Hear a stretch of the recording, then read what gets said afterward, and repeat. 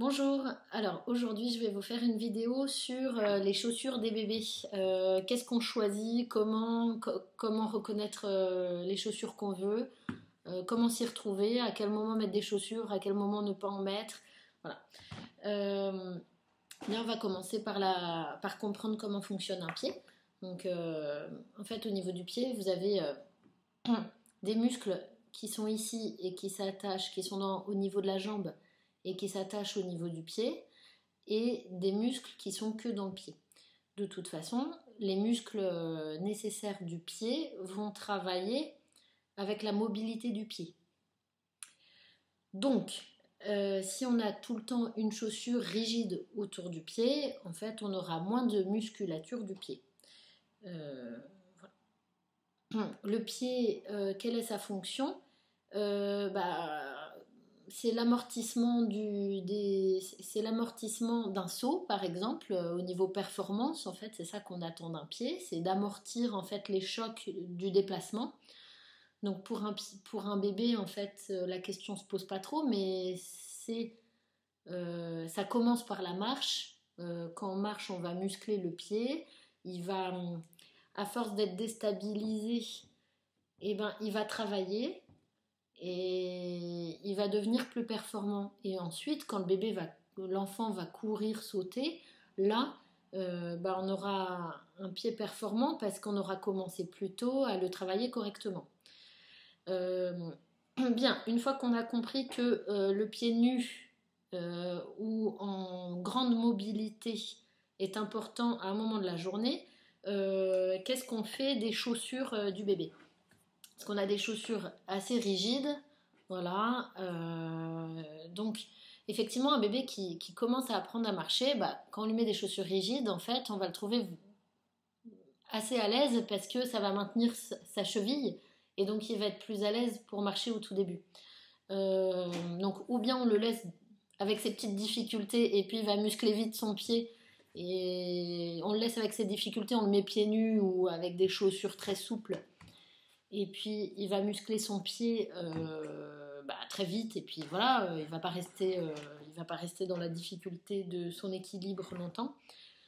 Ou bien vous préférez lui mettre des chaussures rigides. Donc voilà, vous voyez, j'essaye de la tordre, c'est difficile, et de l'autre côté, j'essaye de la tordre, j'y arrive pas.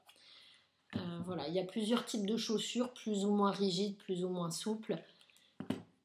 Sachant que les plus souples sont les chaussures en cuir qui ressemblent un peu à des chaussons.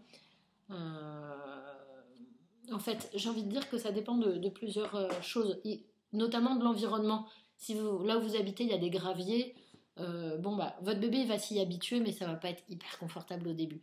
En fait, c'est une question de choix de parents, donc c'est à vous de faire vos choix. Moi, je vous donne ce qu'il faut savoir. Donc, quelles que soient les chaussures que vous décidez, il n'y en a pas de mauvaises ou de super. En fait, l'important, c'est que votre bébé ait du temps pieds nus. Voilà. Donc, même si vous mettez des chaussures rigides toute la journée, à ce moment-là, à la maison, ce sera nécessaire qu'il n'ait pas de chaussons, même pas des chaussons, aucune semelle, pour que, en fait, le moment passé à la maison soit un moment où le pied se muscle beaucoup. Euh, voilà. Et de laisser les bébés, même pieds nus, par exemple, dans un jardin, c'est pas mauvais si. Voilà. Bref, donc du moment pieds nus, si vous mettez tout le temps des chaussures souples, le pied va se muscler de toute façon, en intérieur comme en extérieur. Donc on se pose peut-être moins de questions si on met ça plus souvent, en tout cas au début. Et puis après, quand les enfants grandissent, on fait des choix pour des raisons ou pour des autres. On veut mettre une marque, on trouve qu'il est plus à l'aise dans telle ou telle chaussure. Ok, avec voûte ou sans voûte, à vous de voir. Une voûte, c'est pas complètement débile d'en mettre une parce que en fait, on ressent une position correcte du pied avec une voûte plantaire et du coup, quand on est pieds nus ensuite, le pied reprend une bonne position. Donc, c'est pas débile de le faire non plus. Des chaussures rigides avec voûte, c'est juste qu'il faut vraiment faire hyper attention à être pieds nus le reste du temps à la maison. Alors on se dit, ouais, mais alors il fait froid l'hiver, le carrelage, est-ce qu'il va pas attraper froid par les pieds? Alors en fait, dites-vous que votre bébé ne va pas attraper froid par les pieds. Et s'il est sensible des pieds, si